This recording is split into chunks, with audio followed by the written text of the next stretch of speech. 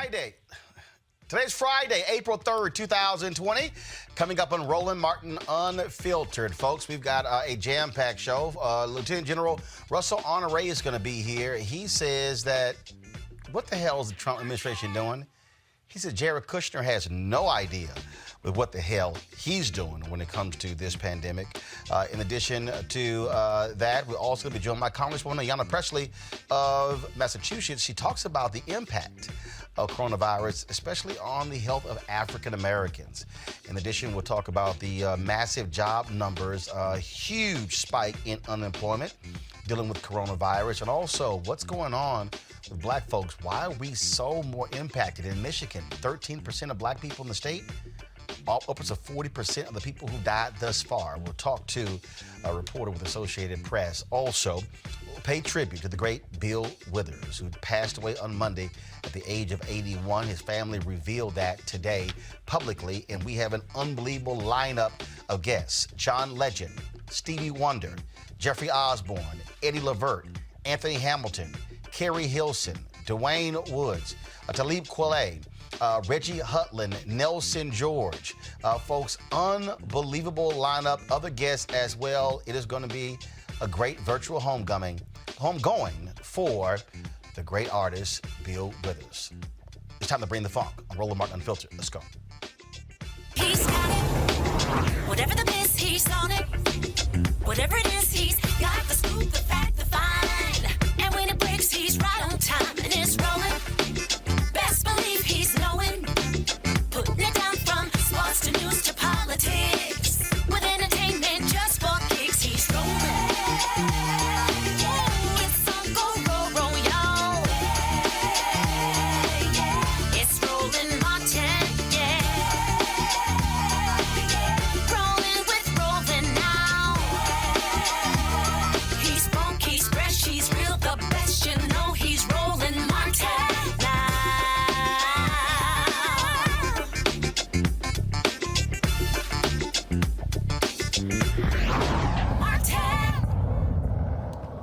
As we have every day for the last 3 weeks, our focus is on the coronavirus international pandemic. As of today, folks, there are 265,506 confirmed cases of COVID-19 in the United States and 3 U.S. territories.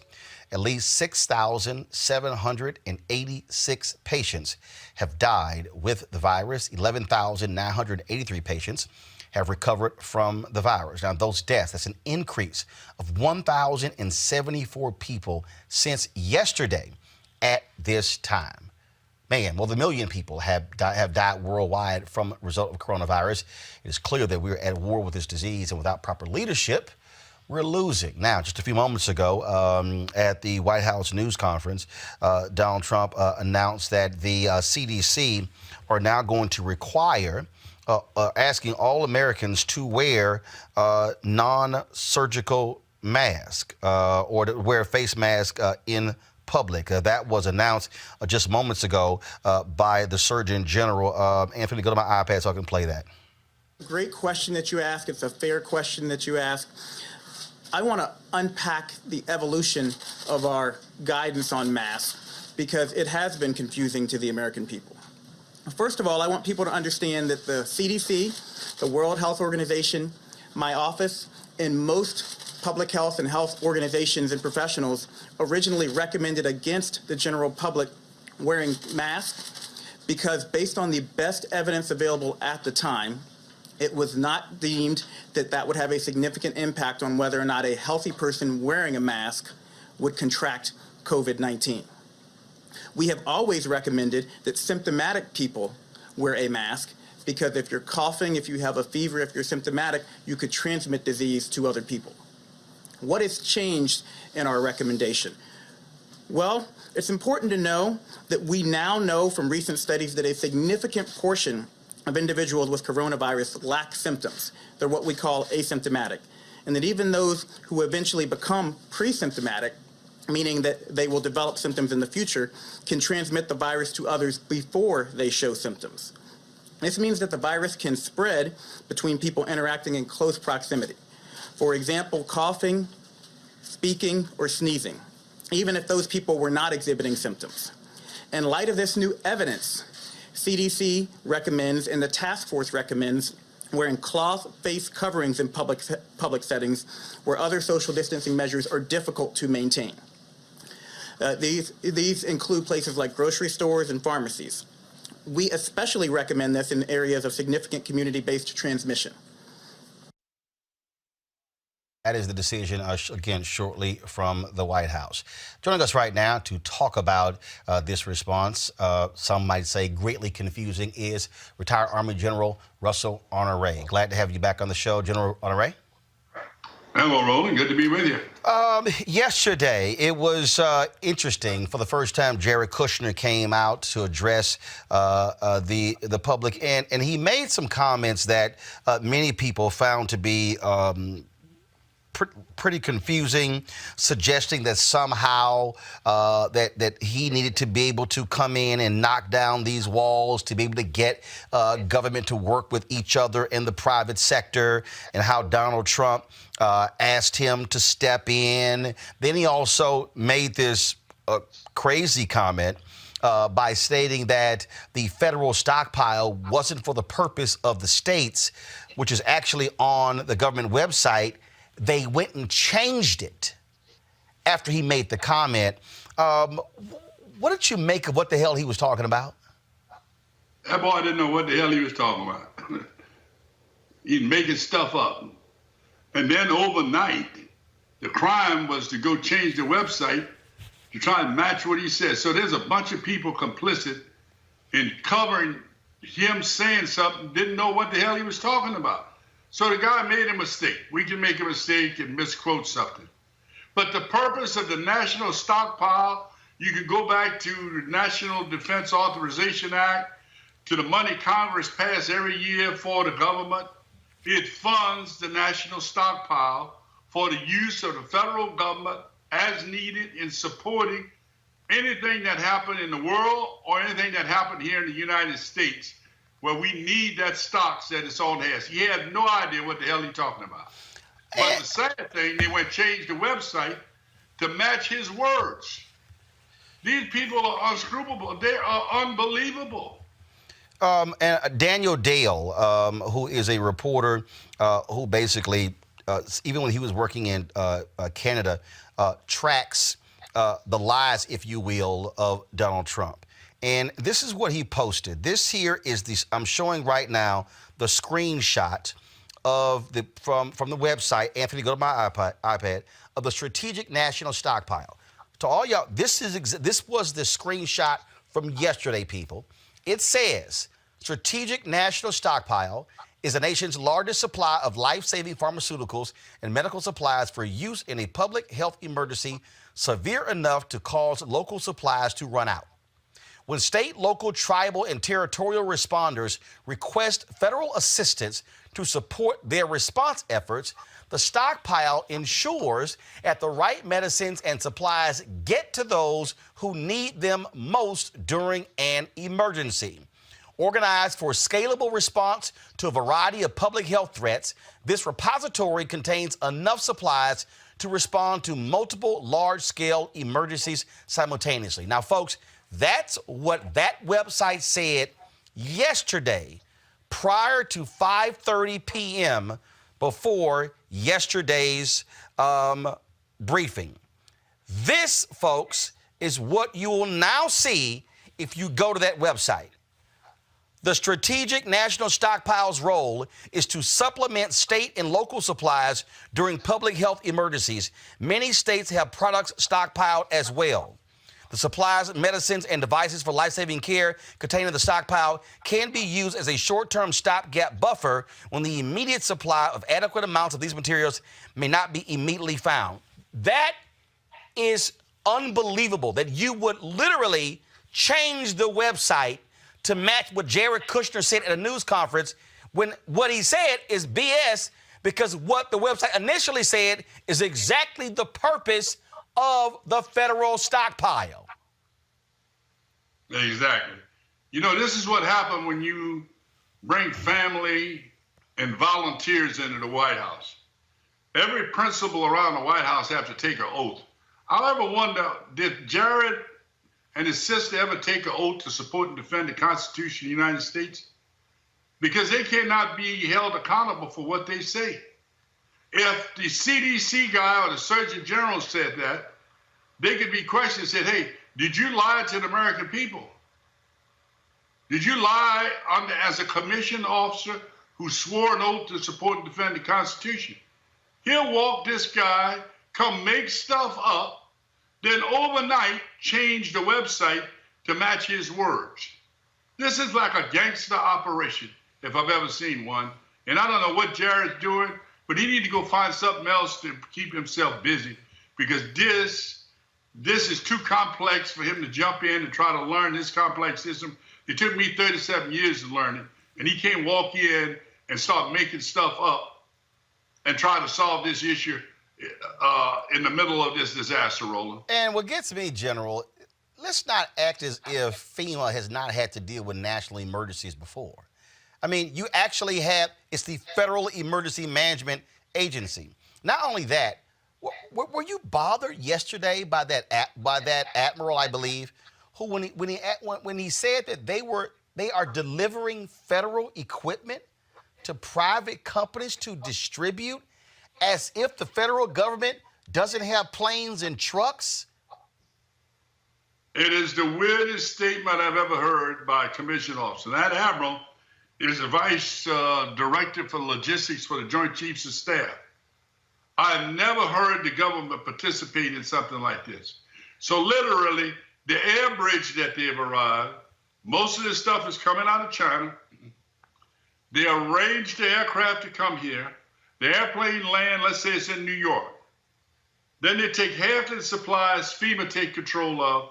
Then they let the private sector have the other half. What kind of deal is that? And American then government paying twice for this stuff. Right, and then with the what they're doing is they're then turning around. See, the private sector is then turning around and then trying to sell masks to states for $6, $7, $8, $9, $10 and normally cost $1. And we'll put a brother in jail for selling a cut CD. You know what I mean? What's wrong with this? This makes no sense. Last month, you don't need a mask. This month, yeah, we think you need a mask. It's unbelievable. The truth keeps changing, Roland. Well, and it's sad. Not only that, first of all, he bristled at the news conference when he was asked, where's Dr. Fauci? And Trump was like, well, sometimes I have him here, sometimes he doesn't. And my deal is we trust Fauci more than we trust you. The thing here that for a lot of people out there who don't understand, and again, I've never been in the military, but trust me, as a journalist, I've covered enough disasters, hurricanes, tornadoes. I've interviewed enough people in the military. Our military is used to moving stuff real fast, real quick, all over the world. This idea that our military, I've had 2 4-star generals on here, Lloyd Austin and Kip Ward. Our military can move faster than I mean, give me a break. So these guys are trying to act as if like, oh, no, we've got to have these companies in their truck. They do these things every single day. And no, the problem is that Donald Trump has aligned with the Chamber of Commerce, and these people are making millions and billions from this national emergency, and that's the real deal. It's called disaster capitalism. It happened after every disaster. Favored companies get the big contracts. They take the money off the top. Look, Roland, this same FEMA region that's dealing with New York, FEMA Region 2, they have not repaired the houses in Puerto Rico. They have not repaired the houses in St. Croix. And now we're asking them to deal with the hottest spot in America. And they're doing this with an acting FEMA director. What in the hell is going on? But let's roll it. Let's talk about this for a minute, because our people got to know we've survived a lot worse. We got to take care of one another. We got to take care of our elderly and our relatives that have secondary conditions that might get exposed. And we got to make sure none of our preachers are going out there trying to hold no group service or church on Sunday. We've got to work inside our community and help take care of one another and take care of our people. and support the nurses and doctors in our community, regardless of what flavor they are. Support them so they can go back and take care of people in the hospital. I think that is what's going to save this, because as I've said before, the only one going to save us is us. And the people are going to have to look out for one another and take care of one another in this time of need. Also, I think also that people are now seeing the BS that we're hearing. The ABC as well as Rasmussen shows that his approval ratings have dropped, and his handling of this crisis has dropped because, and in fact, I dare say, because he got so excited with that New York Times story over the weekend about the ratings of these news conferences. Since he's taken the news conferences over, he now actually looks worse because the lying, every time he stands up there and lies and then has to get corrected by Fauci or come back, it shows he's incompetent in what he's doing. In general, what it's doing is it's actually putting the nation at risk. I have never seen a commander-in-chief stand in before microphones and say, why do you need so many gowns? Why do these hospitals need so many masks? Why do you need so many ventilators? When in a moment like this, you don't give a damn about, you say, go make 1 million ventilators, and if we only use 500,000, we'll figure out where to store the other 500,000. But you don't nickel and dime America while people are literally dying. It's a sad case to say that many people will die in the coming days because we don't have ventilators. Many of our doctors and nurses will get sick because they're not properly protected by having the proper PPE.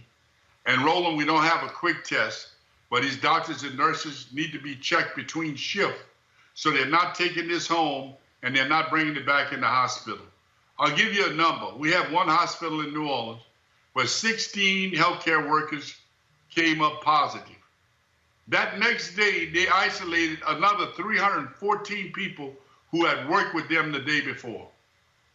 That's the danger of not having some quick tests that we could test people who's working to try to save lives, Roland.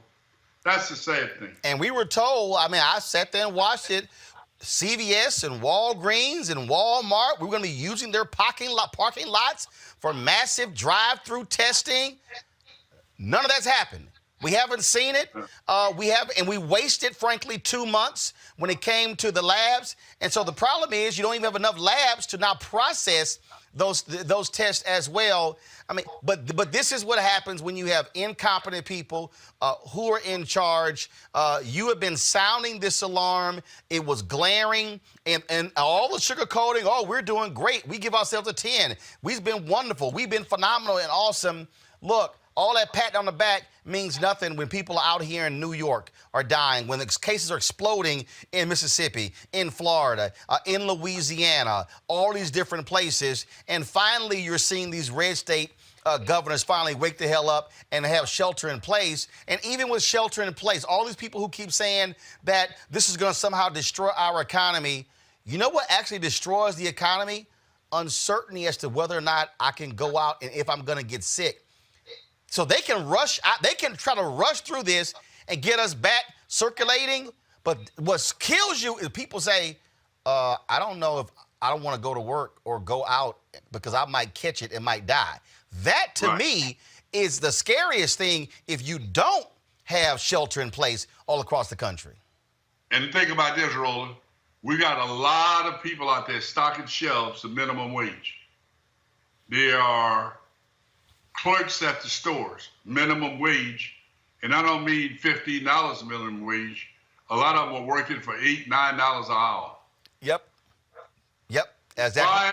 Why wasn't something included? We need those workers. Yeah. You have the best supply chain in the world. If you don't have a delivery system, you can't get there.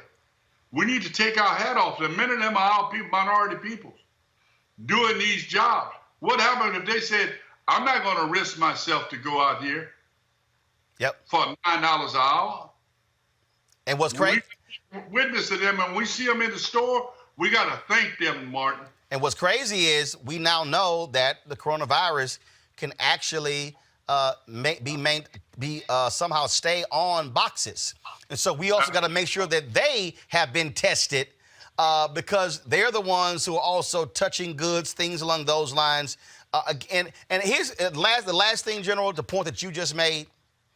What this coronavirus pandemic has also shown everybody, the people who get overlooked in our society, nurses, teachers, medical professionals, store stockers, all the people who, truck drivers, all those people, we need every single one of them. Otherwise, we can't even go to the store and buy goods. Isn't that quite interesting? Yeah, and we ought to use this time, all of our friends you got coming on, to put some hellified heat on Walmart to pay our people a living wage and with health care. There's no reason why they're not paying people a decent wage with health care, because right now many of those workers have to go on Medicaid and ask the government to take care of them, because Walmart is more worried about profit than they are taking care of their people. And now is the time to put the heat on them. Retired General Russell Honore, always appreciate your candor and honesty. Thanks a lot for joining us. God bless. Take care of our people. Test, test, test. Yes, sir. You take care of yourself as well. Folks, earlier today I had a chance to talk with Congresswoman Pressley of Massachusetts about this coronavirus pandemic. But remember, she also was impacted when she had to self-quarantine when she was possibly exposed to this whole issue. Here's my conversation with her. All right, Congresswoman Ayanna Pressley, always glad to see you. Talk about your personal coronavirus scare. I mean, you had to self-quarantine yourself. Just share with our folks how scary that was for you and your family. No, absolutely. So this was, probably 14 days ago, and the situation was much different than it is now for our country, right? But what happened is that I was experiencing shortness of breath, tightness in my chest, fevers, and my symptoms were not subsiding. And I was considered high risk because my colleague that I sit next to in financial services, Representative Ben McAdams, had tested positive and in fact was hospitalized. And so I had been exposed. I also have asthma, and I also have alopecia, which is an autoimmune disease. And so for all of those reasons, I was considered high risk. So sort of what happened is I had these symptoms. They were not going away. I contacted my PCP. She then conducted an online triage. That's how they determine what category you fall into, recommended or referred me to a testing center. I went there to Mass General and was tested both for the flu and also COVID-19.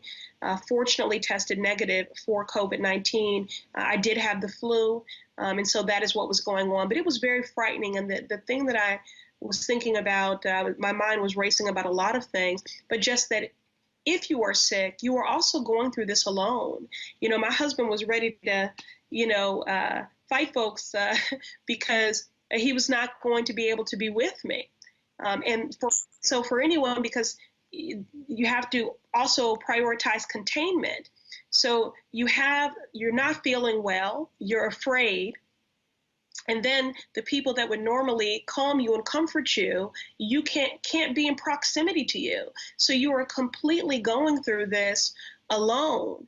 But I just, I thank God that my test was negative, and I continue to lift up and send up prayers for all those that are battling this virus and for the surviving family members, for those that we have tragically already lost to this pandemic. Let's talk about just this coronavirus pandemic and really this that I'll call this lackluster federal response. I mean, you have Donald Trump standing at the podium saying states should be getting their own ventilators. We're the backup. When you talk about him questioning whether or not hospitals really need as many gowns and masks that they should. I mean, this really is not a state-by-state emergency. This really is a national emergency. And this is where the federal government should be leading, as opposed to saying, hey, you guys go out there and compete on your own, and now you got people price gouging with masks. I mean, this was an abdication of leadership. Absolutely. He's been criminally negligent. And as you know, I've always referred to him as the occupant because he embodies nothing that is presidential. either the strategy, the intellect, the empathy. And so what he's been doing it's just that. It's criminally negligent. It's the misinformation, just reckless and irresponsible.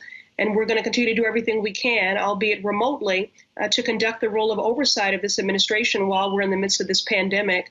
But that won't only be while we're in the eye of this storm. It'll be beyond that. And there will be accountability. We'll better understand who knew what and when, and they'll be taken to account. Right now, what I'm focused on is making sure that the CARES Act, our third relief package, that it is equitably implemented. This virus is not one that discriminates. And so our response, both from a public health frame and an economic recovery frame, should not discriminate. We need to protect, keep safe and healthy, and ensure that every individual, worker, and family can weather this storm and recover in the aftermath. When you talk about that oversight, Speaker of the House Nancy Pelosi has created this select committee, and Republicans are already upset. They're angry about it, and which doesn't make sense because you should want to ensure that the funds are being dispersed properly. Even when Trump signed the bill, he then made this signing statement, pretty much saying, "Look, they're not going to have oversight over many aspects of this. That's the job of Congress. It is to have oversight." Well, I agree, and again, in these times, that's been one of the greatest challenges, is that the Congress, we are co-equal branches of government. It is our constitutional duty, however, the House, to be the checks and the balance. And this administration has stonewalled, obstructed, evaded all of our efforts to do that. But, we persist. I'm grateful that this special committee or task force has been put together. Certainly grateful for the leadership of our chair, Whip Clyburn, assuming the role as the head of that task force. But again, I'm focused on ensuring that on the ground, by partnering with my state and local colleagues, that the implementation, God and the devil are in the details, and we have got to be focused on the implementation and ensuring that it is equitable. Whether you're talking about the economic recovery and the stimulus funds that will, and those grants and loans and how they'll be awarded, or whether or not you're talking about access to testing and to treatment. And on that front, I do just want to say that, history has already shown us that the response is disparate.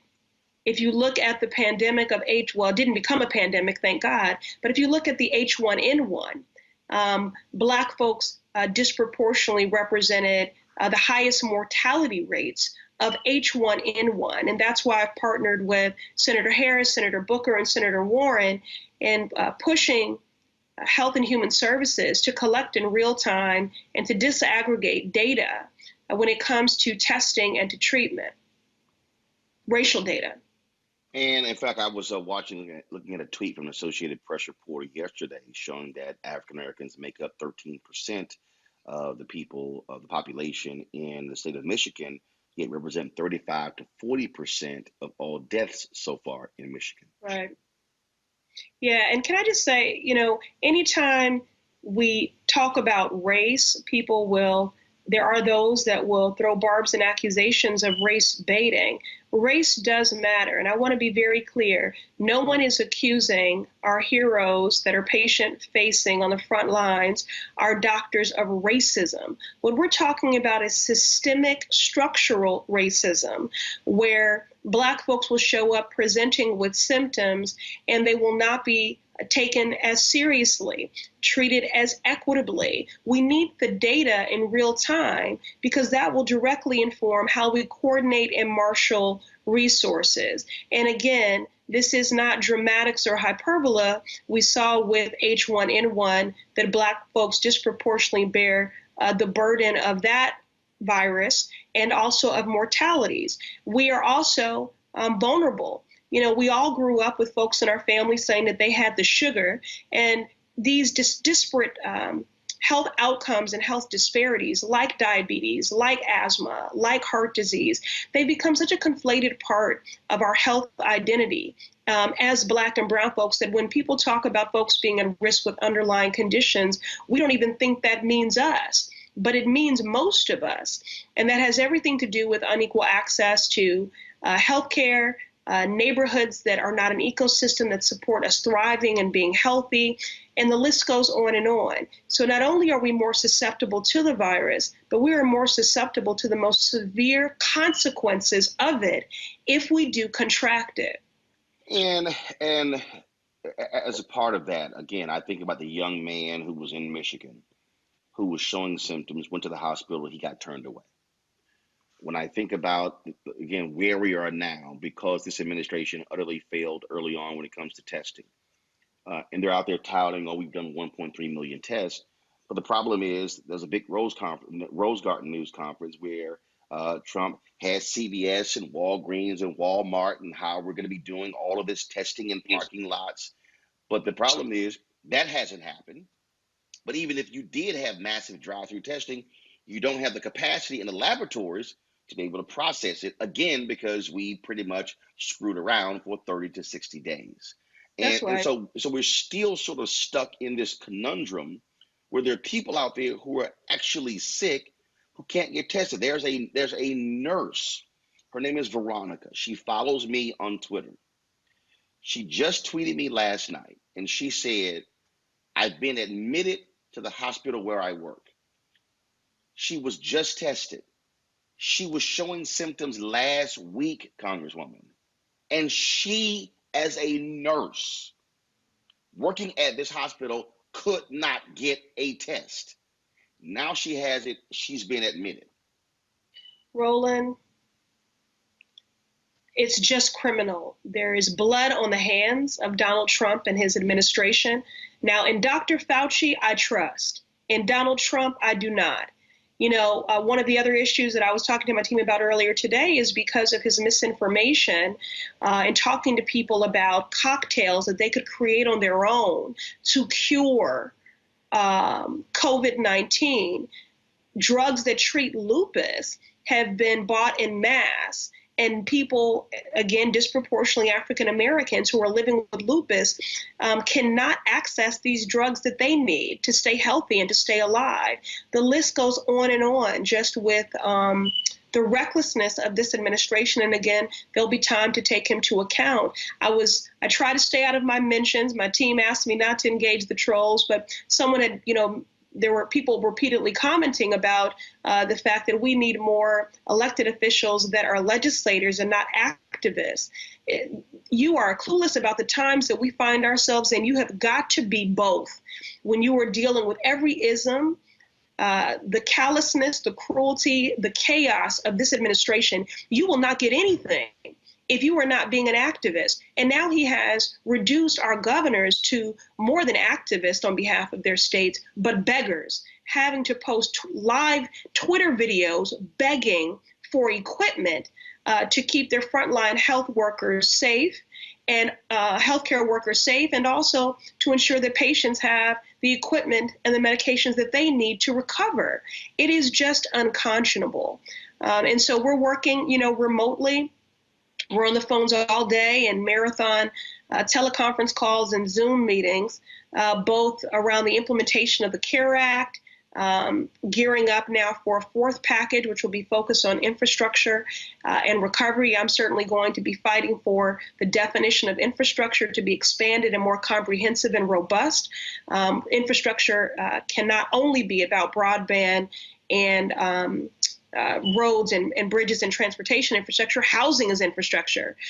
Child care and caregiving, that's also infrastructure. So these are some of the things we'll be focused on. And I remain very alarmed about what is happening to our most vulnerable, and amongst those, including our incarcerated men and women who are quite literally sitting in a petri dish, being left to die. The thing about this administration is that they have been slowly killing us with their discriminatory policies and their negligence every step of the way on every issue. Now they're just doing it more bluntly. And that's true for every person who calls this country their home. when we talk about obviously what is happening with our personnel, when you look at these daily news conferences with Governor Andrew Cuomo, when you see what is happening with Governor Pritzker, the attacks on the governor in Michigan, really, I think what is happening here is here is a guy who, frankly, is used to trying to make a quick buck. And I think what is happening is, I think what he is doing is he is prioritizing the ability frankly, for these businesses and these companies to make a whole bunch of money off of this situation, as opposed to using the power of the federal office to be able to say, not going to happen. So by refusing to properly use a National Defense Production Act, he's pretty much saying, no, because he's allowed the Chamber of Commerce to convince him don't do it, so these companies can essentially price gouge. Mark Cuban is blasting 3M, saying, how dare you allow your suppliers to take your 3M mask and then now be selling them for 8 to 10 times the normal price.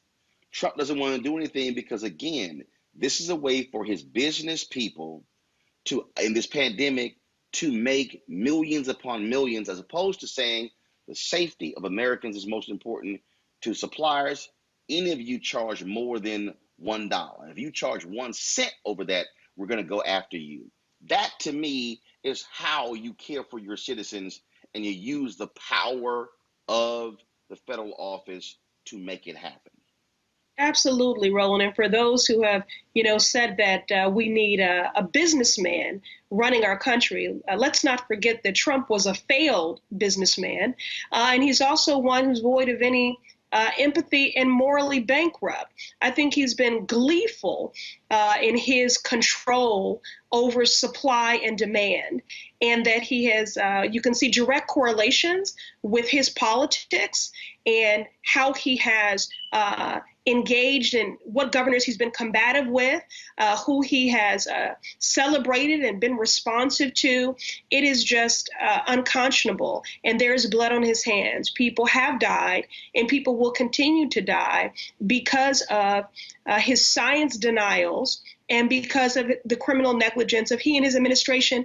And I appreciate you, Roland, excuse me, parsing your words, because I see folks online saying the federal government is failing us. No, Donald Trump is failing you and our Republican colleagues. The federal government is not failing you, because this Democratic majority Congress fought hard to make that CARES Act, which was just a massive bailout for corporations, to fight tooth and nail, to center individuals, families, and workers. And the things that we did get relative to direct cash assistance and, pausing student loan payments and stopping involuntary garnishment of wages and benefits because of student loans, $100 million for the Bureau of Prisons, $850 million for our state and county jails, $4 billion for those experiencing homelessness, expanding the unemployment provisions to include self-employed, independent contractors, gig economy, artists, and all of that, is because Democrats fought for it. And we had to fight tooth and nail, for that. So the federal government is not failing you. This Democratic majority-led Congress and our colleagues on the Senate side are fighting tooth and nail. But it's a shame we have to fight this hard just to center the humanity and dignity of all people. Last issue here that I want to deal with, that is, of course, the money in this $2 trillion deal that's targeted at small businesses. We had John Hope Bryant on the show yesterday, and really trying to get African-American businesses to apply for those dollars, saying, look, there's no reason in the world we should see these small businesses, these barbers, these salon owners, people who own restaurants, who own clothing stores, people who are individual contractors. That money is there for us as well. And so just please speak on how vital that is for Black businesses to not procrastinate, to not think it's not for them, to access those dollars so we don't lose those businesses and people aren't really suffering more, and the people who they employ aren't suffering. That money is meant to keep them employing their people. That's right. And we had in mind specifically beauty salons and barber shops, any cannabis businesses. I mean, that's one of the businesses I'm, thinking about might be stigmatized in this, as they always are. And we've been fighting so hard for more of us to own those businesses. But, we want everyone to apply. I do have to say that we continue to have concerns about the capacity of the Small Business Administration. They are not used to being contacted by nonprofits, by faith-based institutions, as well as small business owners. But the grants are there, the loans are there. And the other thing is that it's first come, first serve. So many of our businesses are already starting out behind. So we need you to apply. Myself and other colleagues in the Congressional Black Caucus are looking at creative vehicles where we can do online sort of tutorials, because we know that the application process can be intimidating and somewhat onerous. And again, we have concerns about the SBA's capacity to process these loans and grants quickly, but we need you all to apply. And in the meantime, for the fourth package that will be focused on recovery, we'll continue to fight for an equitable economic stimulus to ensure that our businesses are not left behind as they have been so many times before. All right, then, Congresswoman Ayanna Pressley. Certainly appreciate it. Thanks a bunch. We're going to keep plugging away and keep informing our people so we have all the right information. All right. Stay safe and healthy. Thank you. All right. Take care. All right, folks, as you heard Congresswoman Ayanna Pressley say, she talked about the impact of African Americans having greater deaths as a result of coronavirus. Michigan is now reporting the racial breakdown of COVID-19 cases. So far, 10,791 positive cases have been reported and 417 deaths. Of that number, African Americans account for 35% of the cases and 40% of the deaths. According to the U.S. Census Bureau, just 14.1% of Michigan's population is African American. Joining us right now is Kat Stafford. She's a national race and ethnicity reporter for the Associated Press. Kat, this is certainly startling numbers, and it shows how, again, when we hear the phrase America gets a cold, Black America gets a flu, even in this case, coronavirus is showing the racial disparities that exist in the United States. Yes, and this is data that we have been pressing a number of states for, especially states that have significant African American populations. And just to note, as of today, Michigan has actually surpassed 12,700 cases and 479 deaths. And we are still seeing that hold in terms of that percentage of African Americans who are being impacted by that. And when you think of Detroit, when you realize that the city has 78% of a population that is African American, that's who's being hardest hit. And Detroit is a city that's similar to other ones around the country. When you look at New Orleans, when you look at even Chicago, these are cities that have systemic issues. These are cities that are dealing with concentrated poverty. And so when you think about how it's impacting Black folks, a lot of people are saying we need more testing. We need to be able to get people to these testing sites. And there's a lot of concern about who's actually getting the resources. In fact, ProPublica did this story. Anthony, go to my iPad. As of Friday morning, African Americans made up almost half of Milwaukee County's 945 cases and 81% of its 27 deaths in a county whose population is 26% Black. And again, Milwaukee is one of the few places tracking the racial breakdown. It was Congresswoman Pressley as well as Senator Elizabeth Warren who sent a letter asking for federal officials to track this data by saying that it's important for us to know who is actually dying, because that speaks to, again, lack of health care. It speaks to who has pre-existing conditions. It speaks to economics. The question is who's getting treatment. All of those things, this is where race still matters. Right. And also, when you just think about the data, if states were to actually track this and release this information, a lot of medical experts have said this will help them better take care of the patient population. This will help cities be able to identify, okay, this zip code needs more testing. This zip code needs more ways for us to find places for people to go get tested from. So it's not just a matter of people want this data. A lot of experts are saying that this is a crucial piece of information that will really help the country better fight this virus. Are we seeing more states? Are they going to go towards this, or are they resisting this? Well, in my reporting so far, not that many states actually are reporting this. Michigan just started Thursday. Thursday was the first time this information became available. And what's important to note is even though they released this information, it's not a totality of what's happening here. There's a large chunk of that data where over 30% of it is unknown. So that's kind of concerning because we don't know who are these people. But you have some other states, like you mentioned, Milwaukee has been doing an excellent job. Some individual counties have been doing an excellent job as well. But still, we're not seeing a robust effort across the country. And again, that's why I think you saw Congresswoman Pressley and others, Elizabeth Warren, really press for this type of precedent to be set, because their argument is, how else will we know who really needs this treatment? All right, Kat Stafford with Associated Press. We certainly appreciate it. Great reporting. Thanks a lot. All right, folks, we talk about the economic, first the health impact, but now let's go to the economic impact. The U.S. economy lost jobs for the first time in a decade in March, and the unemployment rate rose more than expected to 4.4% as a result of the coronavirus pandemic. The Department of Labor released its monthly job report today, and it showed some startling numbers, but they actually are worse than what they released because the Trump administration actually told some states to stop counting the people who are filing. Joining us right now is Banja Ajalore, senior economist at the Center for American Progress. Banja, give us a sense of just. Okay, I'm sorry. I thought we had Banja up. Okay, Banja there? Oh yes, Benga's here. All right, glad we have you here. So, give us a sense of, break down these numbers. What were released today? I mean, they released this is actually worse than what they released. Yes, very much so. So when it comes to the unemployment numbers, what they do is they measure these numbers starting the second week of each month. So the numbers that we see today, there was an increase in general unemployment from 3.3% up to 4.4%. So that was a huge 1% jump. Now for African Americans, it jumped up from 5.8% to 6.7%.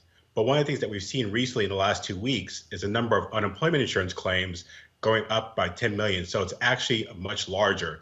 And so the next month, when we get those numbers, will better reflect what's happening now. So while there's a huge jump already, it's going to be much worse. And when you talk about those numbers, look, we already saw, what was it? Was 10 million unemployment claims that were filed? Yep. Over the last 2 weeks, over 10 million unemployment insurance claims. And like I say, we know that Trump asked Ohio to stop counting because they actually wanted the jobs report to look better because they were anticipating these numbers. Yeah. So one of the things is that each week that we have the new unemployment insurance claims numbers, but during the week, states can sometimes claim, say, okay, this is what we have for the state. And so what the administration asks is that the state stop reporting that and just leave it to the weekly claims. And so what they didn't want to have happen is that people to start worrying throughout the week up until Thursday. But the thing is, each Thursday, they're going to have to announce what the number of the UI claims are going to be. And those are the numbers that we have to go with. So what should we be bracing ourselves for and preparing when it comes to the next month when we think about unemployment numbers, jobless claims, everything dealing with the economy? So one of the things we're going to have to anticipate is that we're going to have unemployment numbers probably upwards of 10%. Some people are saying 13, 15%, even higher. But one of the things we have to realize is that the reason why we have such high unemployment numbers is because we have this public health crisis, and it's driven primarily by this public health crisis. And if we don't tackle this public health crisis, we're going to keep having these high unemployment numbers. How do you think the $2 trillion stimulus plan is going to impact that? We had John Hope Bryant yesterday on, founder of Operation Hope. He talked about what this could very mean for small businesses. If that kicks in, will it sustain us, or can we expect that number just to keep going up regardless of even this $2 trillion plan? So one of the nice things about the CARES Act is that it includes expanded unemployment insurance benefits. Since the Great Recession, many states, and a story came out about Florida, how they made unemployment insurance benefits more restrictive, made less people less eligible, and really tried to make the program not work.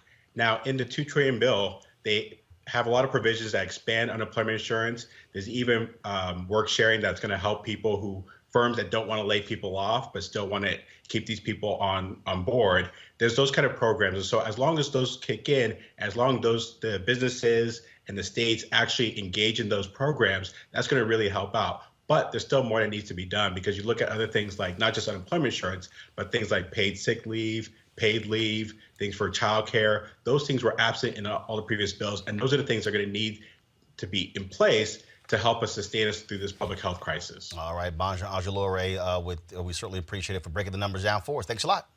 Thank you. All right, folks, now it's time for our weekly American Worker segment.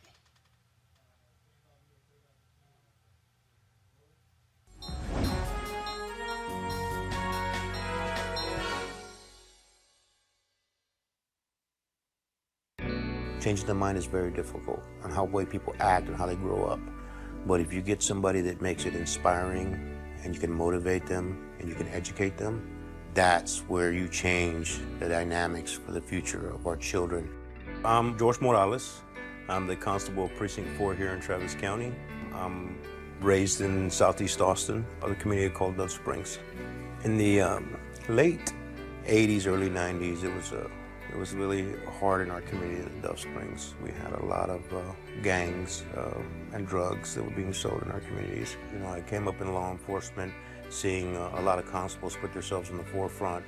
It's a community-based office. You know, you want to be out there amongst your community and show them the better side of law enforcement. Show them that, you know, hard work does pay off. I mean, that's constable work to me. As the president of the Dove Springs Advisory Board, our goal is helping the rec center grow, implement programs. We do events from Easter, which we have about 2,000 kids. The back to school bash, we did about 3,500 backpacks. I think a lot of kids may see him as a hero because he gives back to the kids. It's like he's always talking to kids. He's always around youth. He knows that it's the next generation that's going to take over. I don't do this by myself. I was taught by my union that if we work together, things happen. If we speak up, things happen. Union is strength in numbers. And I bring those numbers from the Dove Springs community, from the Precinct 4 community. And that's the union pride that I have. All right, we surely want to thank the folks at AFSCME for being one of our partners here at Roland Martin Unfiltered. And we thank them for their support for making this show possible. All right, folks, breaking news out of Tennessee. That state has repealed a law that tried to impose criminal penalties and fines on groups that register people to vote. The Lawrence Committee for Civil Rights Under Law, along with their partners, sued Tennessee. The state knew the law was discriminatory and unconstitutional, according to the lawyers. Well, guess what? They've now realized that, and this, of course, is a huge win for the people of Tennessee. Also, some other breaking news here in Chicago. Cook County Judge Tony Preckwinkle has fired the chief architect, Anthony, go to my iPad, of the COVID-19 response, who is the chief operating officer for the county, for that particular county. Dr. Terry Mason, of course, a longtime doctor there, was fired by the county judge today. No reason given why all of a sudden in the midst of this, she would fire Dr. Terry Mason. I've known Dr. Mason for years, an amazing doctor, used to be with the city of Chicago, and was a chief medical officer for Cook County, then became the chief operating officer, the number 2 official for the county. I reached out to him, have not heard back. And again, no reason why the county judge, Tony Preckwinkle, has made that, county board president Tony Preckwinkle has made that decision to actually fire him from that position. So we'll be getting more details on that when we can. All right, So a lot of y'all always asking me about some of the pocket squares that I wear. Now, Robert don't have one on. Now, I don't particularly like the white pocket squares. I don't like even the silk ones. And so I was reading GQ magazine a number of years ago, and I saw this guy who had this pocket square here, and it looks like a flower. This is called a shibori pocket square. This is how the Japanese manipulate the fabric to create this sort of flower effect. So I'm going to take it out and then place it in my hand so you see what it looks like. And I said, man, this is pretty cool. And so I tracked down, it took me a year to find a company that did it. And so they basically about 47 different colors. And so I love them because, again, as men, we don't have many accessories to wear, so we don't have many options. And so this is really a pretty cool pocket square. Now, what I love about this here is you saw when it's in the pocket, it gives you that flower effect like that. But if I wanted to also, because if I flip it and turn it over, it actually gives me a different type of texture. And so therefore it gives me a different look. So there you go. So if you actually want to get one of these shibori pocket squares, we have them in 47 different colors. All you got to do is go to RolandSMartin.com/pocket squares. So it's RolandSMartin.com/pocket squares. All you got to do is go to my website and you can actually get this. Now, for those of you who are members of our Bring the Funk fan club, there's a discount for you to get our pocket squares. That's why you also got to be a part of our Bring the Funk fan club. And so that's what we want you to do. And so it's pretty cool. So if you want to jazz your look up, you can do that. In addition, y'all see me with some of the feather pocket squares. My sister, who's a designer, she actually makes these. They're all custom made. So when you also go to the website, you can also order one of the customized feather pocket squares right there at RolandSMartin.com/pocket squares. So please do so. And of course, it goes to support the show. And again, if you're a Bring the Funk fan club member, you get a discount. This is why you should join the fan club. You want to check out Roland Martin Unfiltered? YouTube.com/Roland S. Martin. And subscribe to our YouTube channel. There's only one daily digital show out here that keeps it black and keep it real. It's Roland Martin Unfiltered. See that name right there? Roland Martin Unfiltered. Like, share, and subscribe to our YouTube channel. That's YouTube.com/Roland S. Martin. And don't forget to turn on your notifications so when we go live, you'll know it. Hey everybody, this is your man Fred Hammond, and you're watching Roland Martin, my man, Unfiltered. Hi, this is Essence Atkins, and you're watching Roland Martin Unfiltered. Hey yo, Peace World, what's going on? It's the Love King of R&B, Raheem Devon, and you're watching Roland Martin Unfiltered. Hi, my name is Brescia Webb, and you're watching Roland Martin Unfiltered. Ow. Well, I like a nice filter usually, but we can be unfiltered. What's going on? This is Tobias Trevelyan. And if you're ready, you are listening to and you are watching Roland Martin Unfiltered. What's up? I'm Lance Gross, and you're watching Roland Martin Unfiltered. Hi, this is Cheryl Lee Ralph, and you are watching Roland Martin Unfiltered. I mean, could it be any other way? Really? It's Roland Martin.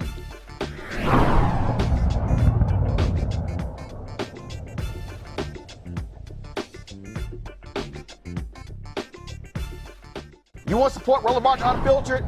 Be sure to join our Bring the Funk fan club. Every dollar that you give to us supports our daily digital show. There's only one daily digital show out here that keeps it black and keep it real as Roland Martin Unfiltered. Support the Roland Martin Unfiltered daily digital show by going to RolandMartinUnfiltered.com. Our goal is to get 20,000 of our fans contributing $50 each for the whole year. You can make this possible. RolandMartinUnfiltered.com. Hey fam, want to check out Roland Martin Unfiltered? The blackest show on all of digital, cable, and broadcast. Check out our audio podcast. There's only one daily digital show out here that keeps it black and keep it real as Roland Martin Unfiltered. Press play.